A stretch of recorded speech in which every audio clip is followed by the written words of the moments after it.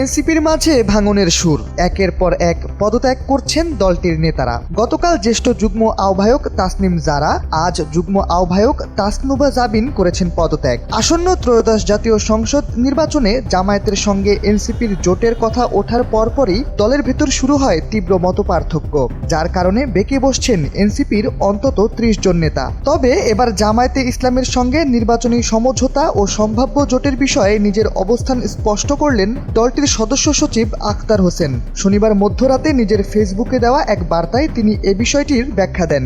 একই রকম একটি বার্তা দেওয়া হয় এনসিপির ভেরিফাইড ফেসবুক পেজ থেকেও।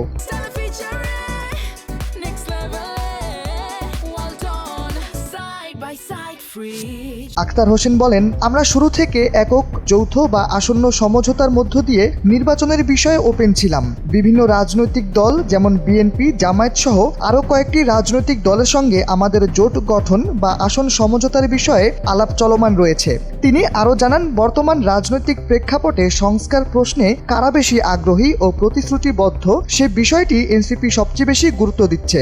আখতার আরও বলেন, ঐক্যমত্য কমিশনে সংস্কার প্রশ্নে বিএনপির সাথেই অন্য দলগুলোর মতভিন্নতা পরিলক্ষিত হয়। সেখানে সংস্কারের পয়েন্টগুলোতে স্বাভাবিকভাবেই এনসিপি, জামায়াত এবং অন্য দলগুলো একমত হয়েছে। সেক্ষেত্রে বাংলাদেশের রাষ্ট্র কাঠামোকে গড়ে তোলার জন্য যে রাজনীতি, সে রাজনীতির প্রতি যে কমিটমেন্ট, সেটাকেই নির্বাচনী রাজনীতিতে জোটের বা সমঝোতার ক্ষেত্রে বিবেচ্য বিষয় হিসেবে মূল্যায়ন করছি।